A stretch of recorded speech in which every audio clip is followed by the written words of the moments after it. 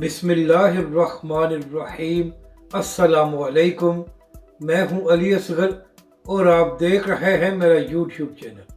नाज़रीन कराम, कल मुफ्ती तारक मसूद साहब ने इचरा वाक़े के हवाले से बात करते हुए फरमाया था कि जो ज़हनी मरीज़ लब्बैक के नारे लगा रहे थे, उन्होंने ही इचरा में खातून के लिबास के हवाले से मसला बनाया और उस खातून को हरासा किया। तो नाज़रीन कराम, जैसे ही मुफ्ती तारक मसूद का ये बयान सामने आया तो फिर तहरीक लब्बैक पाकिस्तान की जानिब से सख्त रद्द-ए-अमल सामने आया और तहरीक लब्बैक पाकिस्तान के कारकुनों ने कहा कि जिन लोगों ने इचरा में उस खातून को हरासा किया था, उनका तहरीक लब्बैक पाकिस्तान या अहले सुन्नत से कोई ताल्लुक़ नहीं है। तो फिर मुफ्ती तारक मसूद साहब ने इस सारे मामले को लब्बैक के नारे से क्यों जोड़ा है।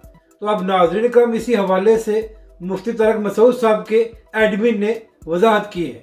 नाज़रीन कराम, मुफ्ती तारक मसूद साहब के एडमिन ने अपनी वजाहत में कहा है कि मुफ्ती तारक मसूद साहब ने लब्बैक के नारे पर एतराज़ नहीं किया था, बल्कि मुफ्ती तारक मसूद साहब ने यह कहा था कि कुछ लोग लब्बैक के नारे का मिसयूज़ कर रहे हैं। मगर नाज़रीन कराम, यहाँ पर अहम बात यह है कि जिन लोगों ने इचरा के सारे मामले को शुरू किया था, उनका ताल्लुक़ उस मसलक से है जिन्होंने कभी भी लब्बैक के नारे नहीं लगाए।